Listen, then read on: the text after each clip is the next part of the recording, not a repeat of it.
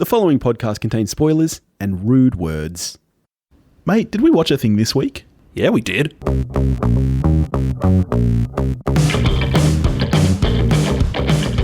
Well, in the words of the toy that's imitating Woody, howdy, howdy, howdy. Howdy, howdy, howdy. That's not how we're opening the show, is it, mate? That's it. Okay. We're away. All right. How you been, buddy? Oh, you know, my house is approaching the temperature of the sun, so there's that. We're finally getting that Australian summer. It's disgusting. God, it's disgusting. What are we talking about this week, mate? We're not talking about the weather. No, something just as joyful. Pieces of a Woman. We did get to feel good movie of the summer, Pieces of a Woman.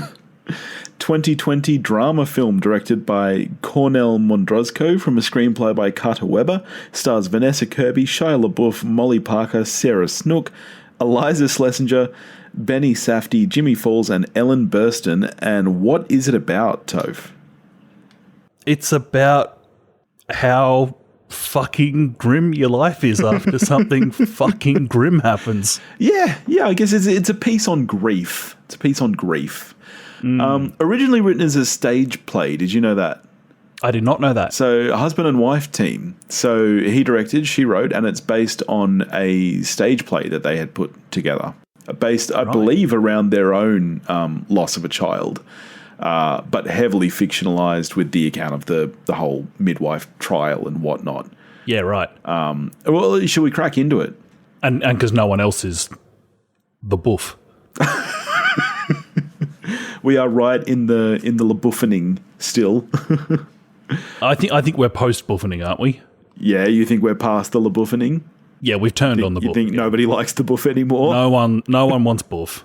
Were there some stories out this week about the boof? Didn't he do some horrendous things? No good. Let's get into it then. What did you think of the movie? I think there are very decent chunks of a very decent film that then craps the bed. Okay. It sounds to me like we're probably along the same lines, but I suspect that you enjoyed it more than I did then. Mm-hmm. All right. Shall we start with the performances? There's been a lot of talk about Vanessa Kirby Oscar potential. Yes, Did she win Best Actress at Venice? I think it was Venice last year. Right. That she won Best Actress at. So yes, as you said, a much hyped performance. Yeah. How did you feel about her performance? I think she's excellent. I thought she was okay. I went into this film, I didn't really know anything about it other than all the talk about the performances, and I expected that was going to be the one thing I really took away from the film. But as it is, I thought she was just okay, and that's kind of how I feel about the majority of the film.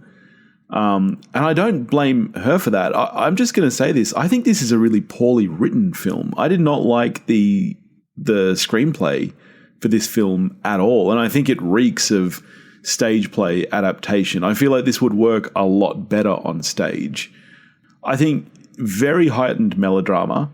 I think it's extremely unrealistic in many, many ways. And yeah, for me, it didn't translate to screen. I feel like this would be a much better experience on stage.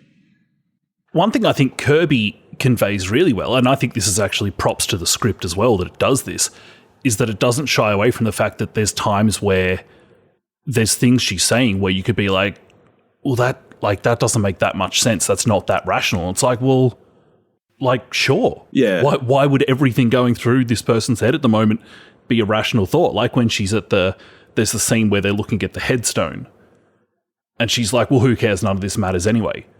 Of course it matters. And of course she doesn't mean that. Yeah. And I actually really like the fact that the movie lets the character be that person. Yeah, okay. Yeah, that's fair. How much of the opening scene, like how many shots do you reckon construct that opening scene, which is kind of constructed in a kind of 1917 My understanding is it is one long take. Wow. I did some reading. They did 6 takes, and I believe this is the 4th one. Okay. And a lot of it was improv'd. Shia LaBeouf's lines, I believe he didn't have any written lines for that entire 29-minute chunk. Just didn't look at them. So my understanding is that it ended up as one long take. I don't think they had any cuts there at all.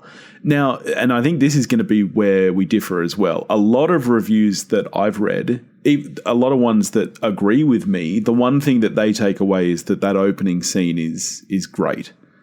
I didn't love it. I found it. I understand the idea behind the one long take. What they're trying to do is not give you a break, like how you don't get a break in childbirth. Like that's obviously the intent behind it. The issue for me is that without the edits to show any passage of time, it actually it almost feels too easy and a little bit like a TV birth in that, okay, here's this, she goes into labor and 29 minutes later, the baby is born, or whatever it is, less than, I think it's about 19 minutes, that scene.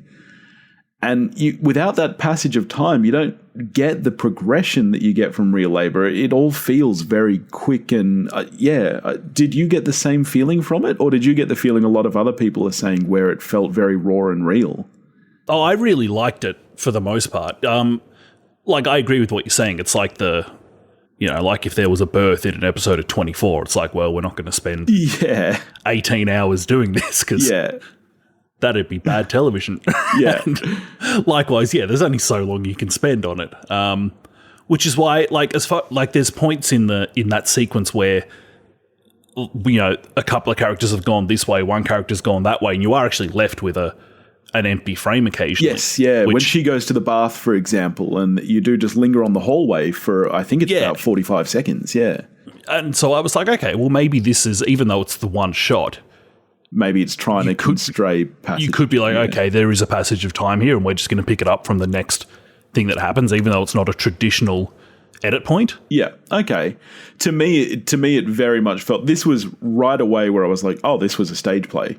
Because to me, this scene in particular played out how it would on stage. And I think on stage it would work a lot better. It would feel almost relentless, I think. But in the film, it feels almost too easy as far as a birth goes. I think I don't think you got to give birth with Shia LaBeouf there. Yeah, that's pretty horrendous. That's rough stuff.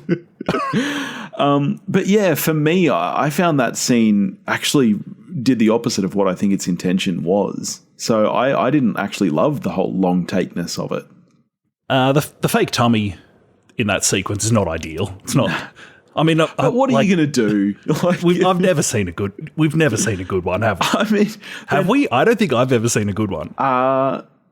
No, I don't think I have either, actually. As comical as the one in Arrested Development is, it kind of hasn't gotten better. Shame. We'll get there. One day. Another thing I really actually like about that opening sequence is that, and this, I think the actors do this, to their credit, I think they do this really well, is that one thing that I think feels real lifey about that is that they don't wait for each other to finish a line before they start. It's like you and me. We're just like, no, fuck it, I've got something to say. And we're in. That's right. You do interrupt me a lot, actually. Oh, famously. So that was one thing that early on in the film I was like, oh, I like this. That was actually something that really sold it to me, was their the rhythm of that unscripted dialogue, which I didn't know was unscripted. I was like, wow, they've done this really fucking well. Yeah. No, I'll agree with you. And look, I'm going to come out and say something, and I know that you're going to disagree with me. And look, we've spoken about it. He's not a great guy. I think that Shia LaBeouf is a pretty fucking great actor. And to be honest, I think he's one of the better things about this movie. His character is, I mean, I don't like any of the characters in this film, and I don't like the way that almost any of them are written.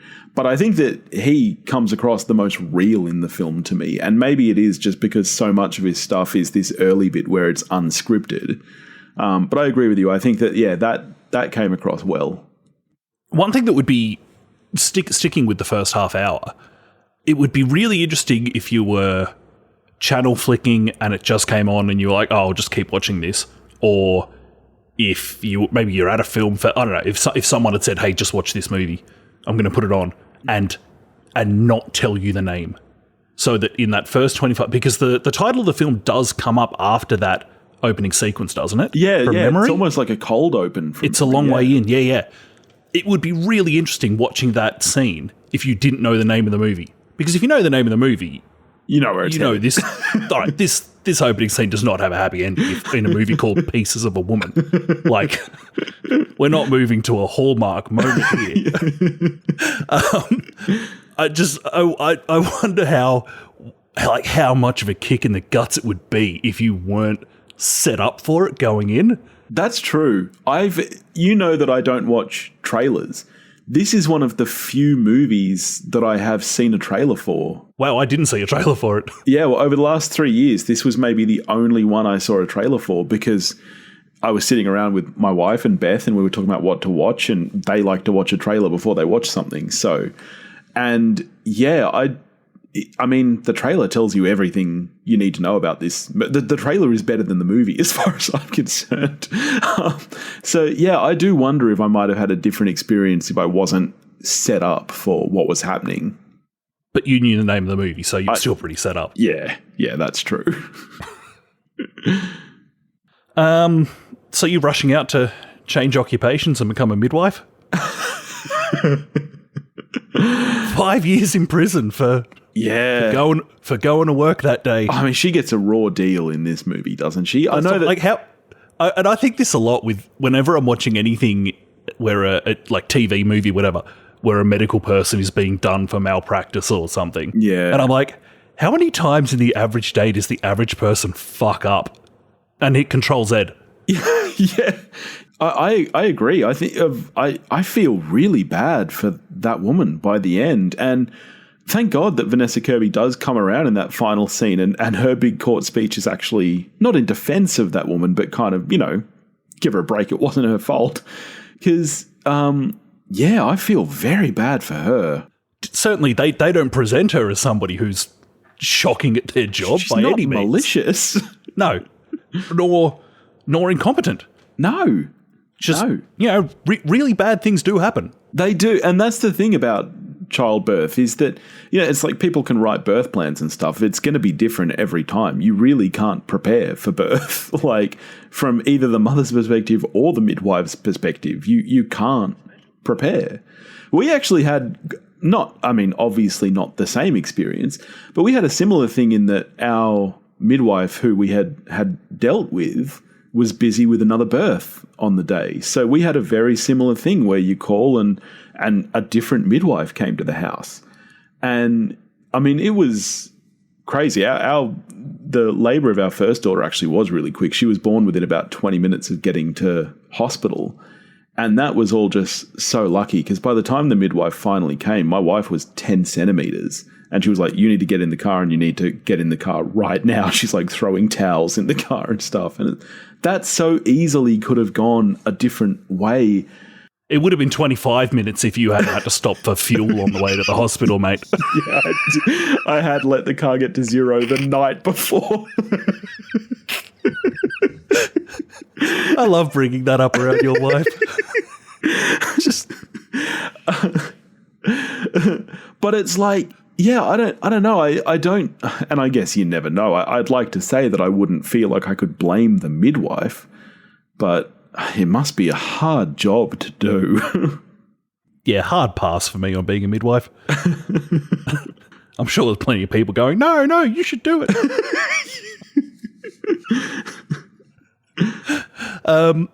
One thing I constantly like about Ellen Burstyn when in her acting is that she's like constantly unafraid to add this layer of entitlement to her characters, because like she tends to get cast in these quite waspy sort of roles. Hoity-toity. And she's so, like, there's a reason she keeps getting cast in it. She's so fucking good at it. Like, that is not someone you want to hang out with. I don't know what to tell you, man, because we're about to disagree again. I really did not like her in this movie. It was reeking of Claudette, is that her name, in the room? It's all I could think of the whole time. Oh my God. Was Lisa's mum in the room. I feel horrible for Ellen. Firstly, let me just bring this up, all right? So Vanessa Kirby is a young woman. She's 31, right? Ellen Burstyn is 88 years old. That's pretty old to be playing her mother. Like, look, I'm nothing wrong with having a child at, mid-50s, but really, it took so much of the realism out of it for me.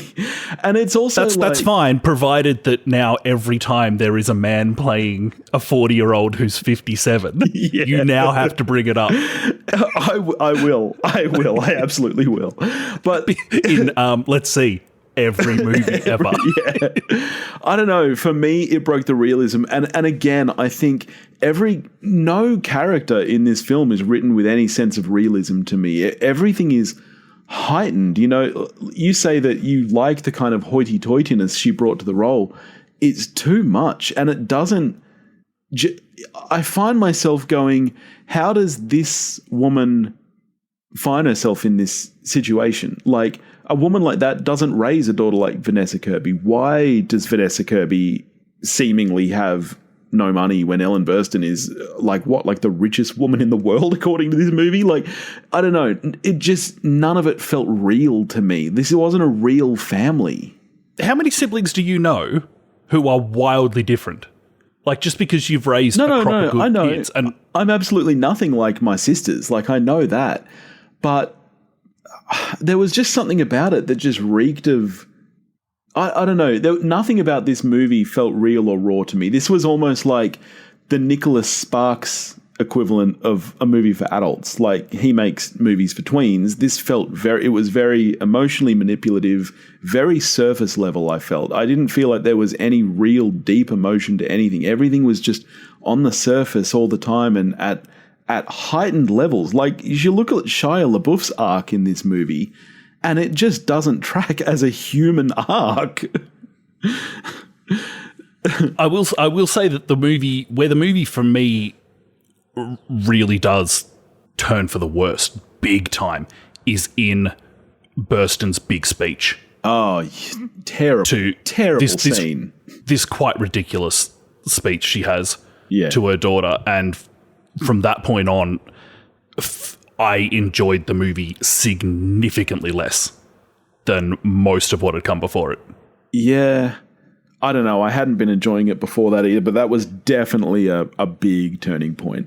I just felt Shia LaBeouf having the affair with the cousin and returning to drugs. About? Like, that's the thing. None of this. Who's movie this? tracks. Like, what's he doing? What's this cousin doing? And where's the relevance? Like, this could have been a really nice introspective piece on grief, but it's just not. The grief is not really a part of this movie. Vanessa Kirby is the least focused on character in this film. Like, she's really not a part of the film because it chooses to focus on the heightened melodrama of this court case that her mother is orchestrating and her husband leaving her, and there's very little of actually dealing with the grief. Yeah, the affair's... It's just... like, well, I don't know what that's doing in the film. I really don't. No, it's got no purpose at all. Other than that it gets an Australian in the movie. I did like... Okay, and there's a bunch... This is actually... Here's something that happens into the section, the later part of the film that I don't like, is that... But I will give it props for this one thing, is that when Ellen Burstyn is writing the check, which she will eventually present to Shia LaBeouf's character, you know what that's for even before she brings it up. And so just for the mere fact that it's like in the act of just writing a check, you've got enough information that you're like, I know exactly what this is going to be for. I was like, well, that's actually like just props to that. That's solid filmmaking. Yeah, no, that's fair. The last kind of half hour, 40 minutes or something of the film has been building to this scene in the courtroom, which all of a sudden you're like, wait, this is a courtroom drama? What? Yeah. Wait, what? And rather than being, like, good, it's like an 80s sitcom episode where in very little time, everybody learns a lesson, grows, and moves on. And it's like, I beg your pardon? When you were writing this, did you not know the 90 pages that came before it? What is this? What is this shit? I tell you what should have happened. When she drove the boof to the airport, roll credits. Yeah, yep. I'm with that. That's it. I'm actually confused by the whole premise of the court scene, and maybe I just missed it because I wasn't paying enough attention because I just wasn't into it. Was it a class action lawsuit? Was that what was happening? Were there other women who had lost their children as well? I was really confused. I don't think so. I think it's just her. So but she never decided to instigate. The court case seemed to be happening before she... Like, there was a scene where she was in a taxi or something and there was on the news about this midwife. I was very, very confused about the actual premise of the court case. It's like they leaked the story to the press before. But was that her mother who had leaked it? I was just very confused by the whole premise of it. I didn't understand it because she at that point had not decided to go ahead with anything. It seemed like the court case was going ahead whether or not she took to the stand anyway. So I didn't understand who was taking action. You know, one thing that was even weirder than the hard right turn to courtroom drama or whatever, the weirdest thing about watching this film was that as watching the first kind of hour and a half, which is there's some horrific grim shit in there, mixed with the absolute hilarity of your drunken texts. So you now know what night I watched this. Okay, so you watched it last Sunday. You were off chops. And I just kept, watching a movie, beep, beep. I start laughing, pass my phone to my other half, she starts laughing. It's like, and back to the horrors on screen. Well, maybe that's... And then, 7 minutes later, beep, beep. Maybe that's why you liked the movie more than I did, because you had the joy of my texts at the same time. Maybe. You were a mess. That was not a good night. That was really... I imagine it was a great night. I imagine Monday morning was pretty grim. Rocking up to work on Monday, and I felt sick until Tuesday night. It was a really, really bad. It just kind of happened too. Like, it wasn't planned or anything. I started with a couple of ciders, which was the problem, and they were like 4%. I was like, oh, these are children's drinks. It sounds like the start of Kirby and LaBeouf's relationship and pregnancy. We didn't decide to do it. A couple of ciders. Well, this is the problem. You have a couple of 4%, and then you're like, yeah, I can rock an 11% or two. It was bad. It was really bad. I wouldn't recommend it. I wish I'd watched this movie that night.Maybe I would have liked it more. Maybe. It sounds like I'm being really negative. I'll say one nice thing. I liked the score for the film. I thought the score was really, really nice, right through to the end. I've seen some reviews where they talk about the score getting grating towards the end, kind of over-emotional, over-jazzy almost. I liked it the whole way through. It was a really great element for me. And let me say, the filmmaking in general is very good. I like the cinematography. I think the direction is solid. For me, the biggest issue is just the screenplay. And the screenplay for me is so on like The Room's level that it just drags all those elements down for me. And I know that I'm probably alone here and maybe I'm being overly harsh, but it was just very weak for me. All right, are we done? I think we're done. What are you scoring it? I'm a 4. I'm a 4 out of 10. I'm a 6 out of 10. I like the majority of this film. Okay. And then it gets dragged down by the ending, which is bad. I mean, it is too long. At 2 hours 10, this movie is a lot longer than it should be, I think. Well, about 40 minutes too long for you, right? Well, absolutely. I do feel there's a lot of fat going on. Like I said, the entire storyline with LaBeouf and the cousin, cut it. In fact, I would be happy with this movie to be 2 hours 10 if you cut the court case stuff, you cut the crap with her mother, you cut Shia LaBeouf, and you really just focus on her. Yeah, I agree. I think I would have liked this movie a lot more. Even if it was longer, I wouldn't have minded if it actually had a more of a cohesive focus to me. Because I think this is the problem. It was very soap opera-y, and it just kind of dragged around all of the through every bad thing that can happen to a person and just kind of threw at the wall to see what would stick. It's like her mother's crap. There's a court case. Her husband is cheating and he's on drugs and he's got a flaccid and it's like and yeah, for me, very little of it actually stuck. So not a recommend from me. I feel like I'm being overly harsh here, but I got to tell my truth, you know? All right, what are we getting to next week, buddy? Patron Request next week. Another Coen request, not the first. Yes. We will be watching and chatting about Burn After Reading. Yes, another Coen outing that I've yet to see. So I'm excited to finally get to it. Well, I'll talk to you then, Billy. All righty. In the meantime, if you want to get in touch with us, you can do that at wewatchedathing.com or wewatchedathing@gmail.com. You can find us on Facebook, Instagram, and Twitter, all under the handle @wewatchedathing. If you want to help support the show, you can do that at patreon.com/wewatchedathing, and we'll catch you next week. Watch a movie.